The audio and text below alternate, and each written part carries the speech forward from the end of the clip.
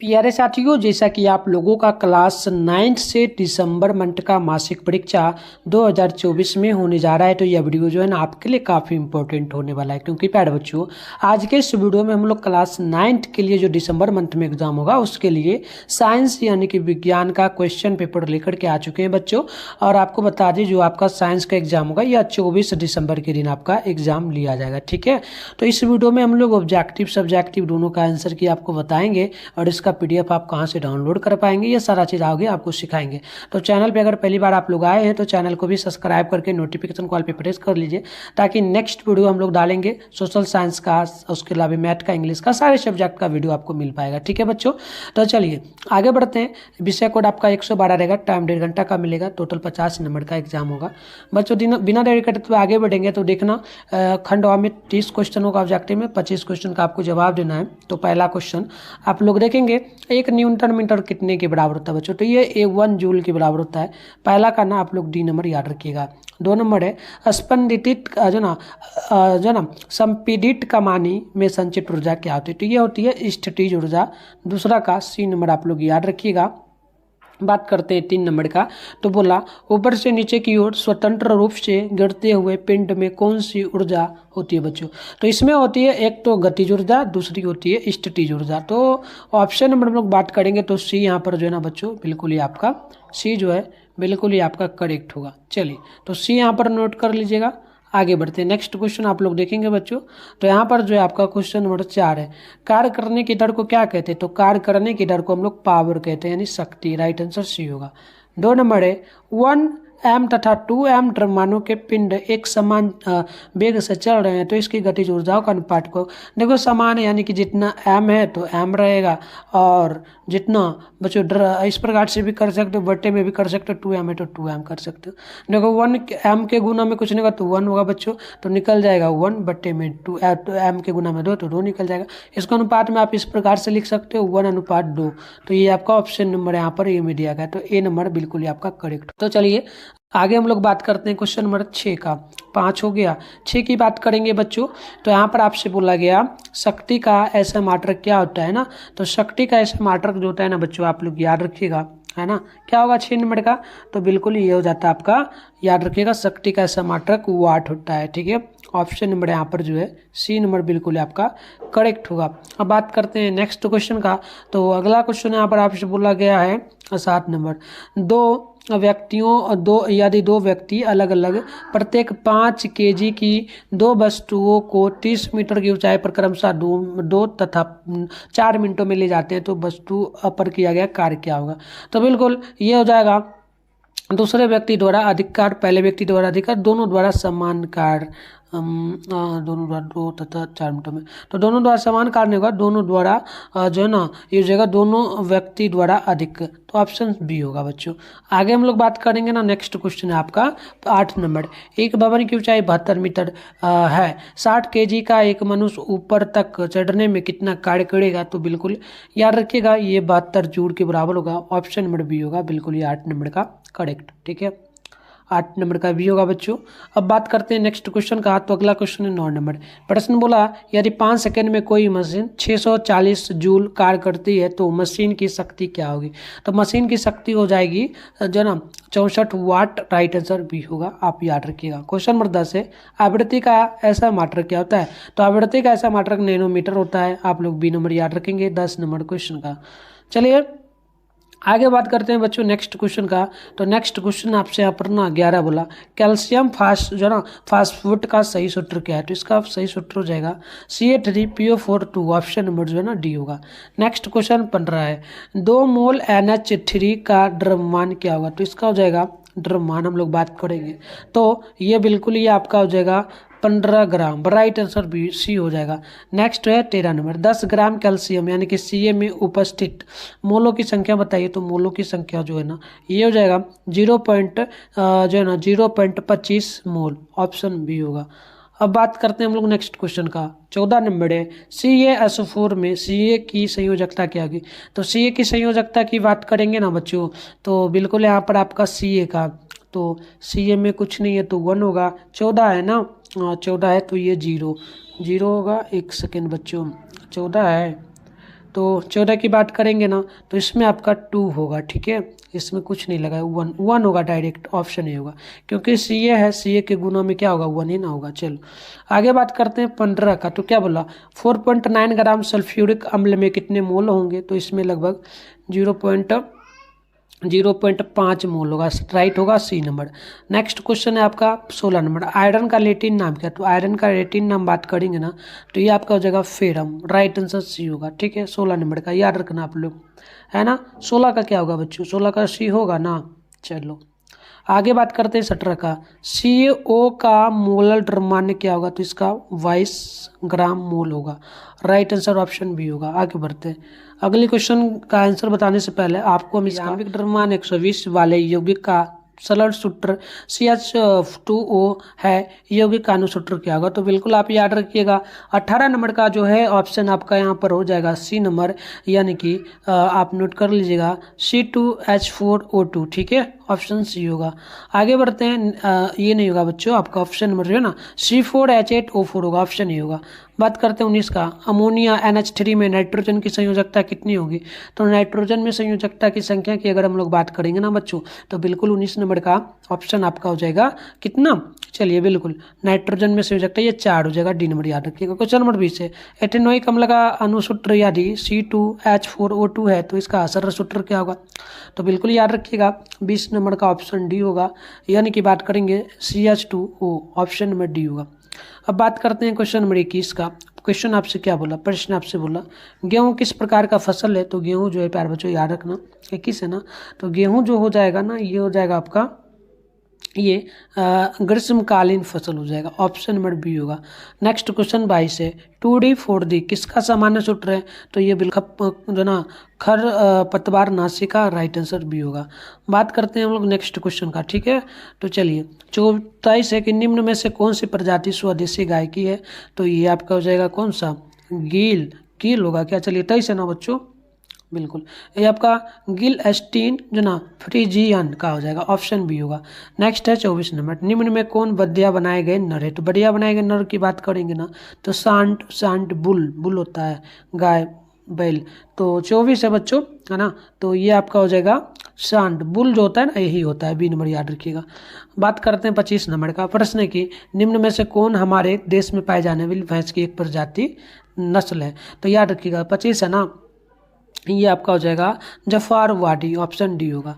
बात करते हैं 26 का, खली या तेल केक या तथा गुड़ पशुधन के आहार के कौन से भाग है, तो 26 का बी नंबर होगा बच्चों, याद रखना ये आपका हरा चारा होगा, ऑप्शन नंबर बी होगा, ठीक है। अब बात करते हैं हम लोग क्वेश्चन नंबर 27 का। तो 27 नंबर क्या बोला, निम्नलिखित में कौन हरित गृत गैस नहीं है, तो ये आपका O2 हो जाएगा, ठीक है, O2 गैस नहीं होगा। 27 है ना, तो यही नहीं होगा, ठीक है, याद रखिएगा सी नंबर होगा करेक्ट। आगे बढ़ते हैं, नेक्स्ट क्वेश्चन आपका कि वायु में लैंड प्रदूषण के लिए निम्न में जिम्मेदार कौन होता है, तो याद रखिएगा 28 का ऑप्शन सी हो जाएगा, शीशा रहित पेट्रोल, ऑप्शन नंबर सी होगा। बात करते हैं 29 का, वायु प्रदूषक के रूप में निम्नलिखित में से कौन वाहन द्वारा उत्सर्जित नहीं होते हैं ना, तो 29 का सी होगा, यानी कि फ्लाई एंस, ऑप्शन नंबर जो ना क्या नहीं होगा उत्सर्जित, प्रदूषक निम्नलिखित में से वाहन द्वारा उत्सर्जित नहीं होता, हाइड्रोकार्बन एसिड तो फ्लाई एंस ये नहीं होता, ऑप्शन सी होगा। चलिए अब बात करते हैं 30 नंबर का, निम्नलिखित गैसों में कौन अम्ल वर्षा के लिए उत्तरदायी है, तो अम्ल वर्षा के लिए उत्तरदायी की अगर हम लोग बात करेंगे तो ये आपका SO2 हो जाएगा, ठीक है, ऑप्शन ए होगा। तो इस प्रकार से प्यारे बच्चों हमने टोटल क्वेश्चन 10 क्वेश्चन है, 5 क्वेश्चन का ही जवाब देना, एक क्वेश्चन 2 मार्क्स बोला है ना, 10 नंबर आपको मिलेगा। तो यहाँ पर आप लोग देखना, पहला क्वेश्चन जो आपसे पूछा गया है, ये पहला प्रश्न आपसे बोला जा रहा है कि बल की परिभाषा दे, इसका ऐसा मात्रक लिख क्या है, ठीक है।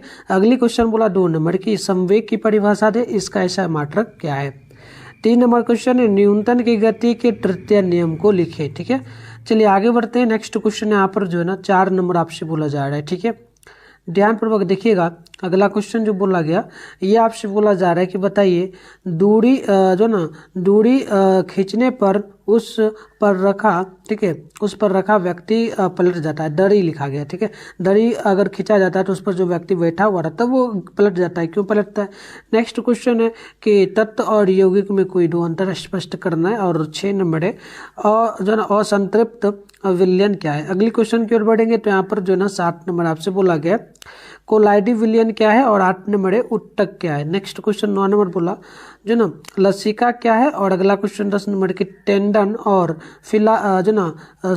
फिलामेंट जो है ना फिलामेंट लिखा गया है, लिंगामेंट में अंतर लिखना है। ठीक है, चलिए ये आपका शॉर्ट क्वेश्चन था यानी 2 मार्क्स वाला था। बात करेंगे हम लोग लॉन्ग का, तो यहाँ पर दीर्घोत्तरीय में भी जो टोटल 5 क्वेश्चन है 3 क्वेश्चन का जवाब देना है। एक क्वेश्चन जो है ना 5 नंबर वाला है, तो टोटल आपको यहाँ पर जो बच्चों 15 नंबर कंप्लीट आपको मिल जाएगा। तो चलिए क्वेश्चन को हम लोग फटाफट से यहाँ पर जो है ना देख लेते हैं क्या क्या क्वेश्चन आपसे यहाँ पर बोला जा रहा है ना।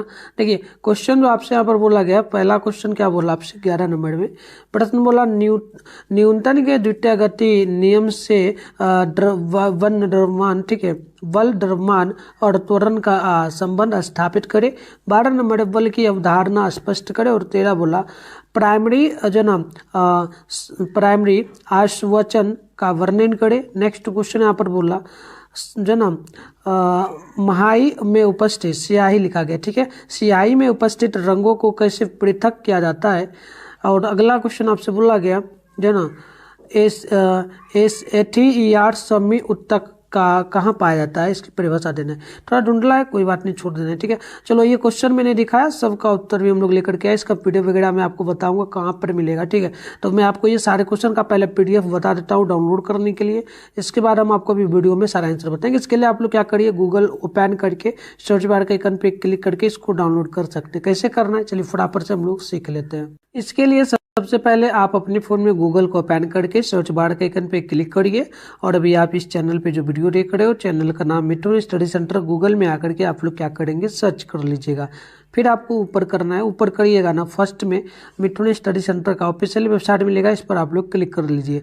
क्लिक करते ही आपके सामने जो है इस प्रकार से इंटरफेस ओपन हो जाएगा। अब आपको आराम से स्क्रॉल ऑन करके नीचे बढ़ना है। नीचे बढ़ोगे बच्चों तो इस प्रकार से आपको चले आना है। ठीक है, तो चलिए नीचे हम लोग आते हैं। यहाँ पर देखिएगा आपके सामने जो है ना क्लास 9 का सेशन मिलेगा। Class 9 December monthly exam all subject question paper download 2024 लिखा हुआ मिलेगा। इस पर आप लोग क्लिक करेंगे तो इस प्रकार से इंटरफेस आपके सामने ओपन होगा। अब आपको आराम से स्क्रॉल डाउन करके नीचे बढ़ना है। यहाँ पर क्लास 9 का ऑल सब्जेक्ट का जो है ना ओरिजिनल पेपर का आंसर की मिल जाएगा बच्चों। ठीक है, और इसमें ऑब्जेक्टिव सब्जेक्टिव दोनों का आपको मिलेगा। तो चलिए बिना देर करते इस प्रकार से नीचे करके आइएगा। पहला काम आप लोगों को क्या करना है, अगर चैनल पे पहली बार विजिट किया तो व्हाट्सएप ग्रुप टेलीग्राम ग्रुप को आप लोग ज्वाइन पे क्लिक करके ज्वाइन करना और फिर नीचे बढ़ना। यहाँ पर ऑल सब्जेक्ट मिल जाएगा, Hindi, Sanskrit, science, social science, math. Science का कैसे करना मैं आपको वो भी सिखाता हूँ। पहले सारे पेपर यहाँ पर मिलेगा, आप देख सकते हो। मैथ का मिलेगा, इंग्लिश का, उर्दू का, नॉन हिंदी का, मैथिली का। फिलहाल हम लोग क्या करते हैं, साइंस का डाउनलोड कर लेते हैं। साइंस है इसके सामने डाउनलोड लिखा है, इस पर क्लिक करिएगा। इस प्रकार से इंटरफेस ओपन होगा। आराम से स्क्रॉल डाउन करके नीचे बढ़िएगा तो यहाँ पर आपको साइंस का जो ना प्रॉपर ऑब्जेक्टिव सब्जेक्टिव दोनों का आंसर मिल जाएगा। कैसे करना है, नीचे इस प्रकार से बढ़िएगा। यहाँ पर लिखा आपके सामने मिल जाएगा क्लास 9 साइंस ऑब्जेक्टिव आंसर की 2024। तो यहाँ पर ऑब्जेक्टिव का आंसर की दिया गया है, आप यहाँ पर देख सकते हो। यहाँ पर पहला क्वेश्चन का आंसर भी होगा, दूसरा का, इस प्रकार से सारे क्वेश्चन 300 क्वेश्चन का उत्तर दिया गया। आप यहाँ आके अच्छे से लिख पाओगे। ऑब्जेक्टिव का सब्जेक्टिव की बात करेंगे, थोड़ा सा ही नीचे बढ़ना है तो यहाँ पर आपको लिखा हुआ मिल जाएगा क्लास 9 साइंस सब्जेक्टिव आंसर की। इस प्रकार से यहाँ पर देखना सब्जेक्टिव आंसर की, इस प्रकार से शॉर्ट क्वेश्चन का उत्तर पहले आपको मिलेगा बच्चों। शॉर्ट में आपको 5 क्वेश्चन का ही जवाब देना ना, तो 5 क्वेश्चन का उत्तर मिलेगा। लॉन्ग की बात करेंगे तो 3 क्वेश्चन का आपको जवाब देना, तो लॉन्ग में आपको 3 क्वेश्चन का उत्तर यहाँ पर मिल जाएगा। जो वीडियो में बता रहा हूँ सारा अपडेट में कर दूंगा, आके अच्छे से यहाँ से आप लोग डाउनलोड कर लेना। तो आइए बात करते हैं हम लोग पहला नंबर क्वेश्चन का उत्तर का। ठीक है बच्चों, तो पहला का उत्तर होगा बल की ऐसा मात्रक न्यूनतम है, इसे 1 किलोग्राम द्रव्यमान को 1 मीटर प्रति सेकंड स्क्वायर की दर से त्वरित करने के लिए आवश्यक बल के रूप में परिभाषित किया जाता है। दूसरा नंबर क्वेश्चन का उत्तर होगा केजी पर पावर मीटर ms पर जो ना पावर -1 संवेग का ऐसा मात्रक होता है केजी मीटर प्रति सेकंड पर पावर। संवेग के संदर्भ में न्यूटन का गति विषयक द्वितीय नियम बताता है कि कुल बाहरी बल उस समय से विभाजित जिस पर वह बल जो ना बदलता है तंत्र के संवेग में परिवर्तन के बराबर हो जाता है। चलिए इस प्रकार से हम लोग देखेंगे 3 नंबर का उत्तर। तो 3 का यहाँ पर जो आंसर होगा, इसका आंसर हो जाएगा न्यूटन की गति के तीसरे नियम के अनुसार प्रत्येक क्रिया के लिए बराबर और विपरीत प्रतिक्रिया होती है। यानी जब एक वस्तु दूसरी वस्तु पर बल लगाती है तो दूसरी वस्तु भी पहली वस्तु पर बराबर लेकिन विपरीत दिशा में बल लगाती है। न्यूटन के गति के तीसरे नियम को कभी कभी क्रिया प्रतिक्रिया नियम भी कहा जाता है। बात करते हैं हम लोग 4 नंबर का। तो देखिए 4 नंबर का जो आंसर होगा, जो ना दड़ी पर रखा व्यक्ति अपने शरीर का ऊपरी भाग जरूरत के कारण विराम की अवस्था में बना रहता है, जबकि दड़ी खींचने से दड़ी के बीच घर्षण पैदा हो जाता है। इस कारण वह गति की विपरीत दिशा में झुक जाता है, अर्थात दड़ी खींचने पर उसका जो ना उसका खड़ा व्यक्ति उलट जाता है। देखिए 10 नंबर का यहाँ पर आंसर हो जाएगा प्रॉपर, मैं आपको अच्छे से बता रहा हूँ बच्चों। अब हम लोग 4 के बाद डायरेक्ट 10 नंबर का आंसर दिए। टेंडल और लिगामेंट में अंतर, तो लिखना है टेंडर और लिगामेंट में मुख्य अंतर है। ठीक है, यह है कि टेंडर एक हड्डी को मांसपेशी से जोड़ता है, जबकि लिगामेंट एक हड्डी को दूसरी हड्डी से जोड़ता है। दोनों ही मानव शरीर के जो ना मस्कुलोस्केलेटल सिस्टम में अपनी भूमिका निभाते हैं। तो ये आपका शॉर्ट क्वेश्चन का ना कंप्लीट आंसर हो गया। अब बात करते हैं हम लोग लॉन्ग का। तो लॉन्ग में देखेंगे तो सबसे पहले हम लोग देखेंगे 11 नंबर का उत्तर। 11 का उत्तर होगा न्यूटन के गति के दूसरे नियम के अनुसार किसी वस्तु का त्वरण 2 कारकों से प्रभावित होता है, वस्तु पर लगाया गया शुद्ध बल और वस्तु का द्रव्यमान, या किसी पिंड के शुद्ध बल के द्रव्यमान के व्युत्क्रमानुपाती होता है और इसका त्वरण उस बल के परिमाण के सीधे आनुपातिक होता है। यदि द्रव्यमान अधिक हो तो पिंड का त्वरण कम होता है। तो ये आपका हो गया 11 नंबर का आंसर। बात करते हैं हम लोग 12 नंबर का। तो यहाँ पर आप देखेंगे 12 का आंसर होगा बल एक ऐसी प्रभाव है जो किसी वस्तु के वेग को बदल सकता है, यानी गति को बढ़ा सकता है, जिसका अर्थ है कि गति या दिशा में परिवर्तन जब तक अन्य बलों द्वारा इसका प्रतिकार न किया जाए, बल की अवधारणा धक्का देने या खींचने की रोजमर्रा की धारणा को गणितीय रूप में सटीक बनाती है। तो इस प्रकार से हमने देख लिया 12 नंबर का। बात करते हैं 13 नंबर का आंसर। तो 13 का आंसर होगा अरबों द्वारा आक्रमण का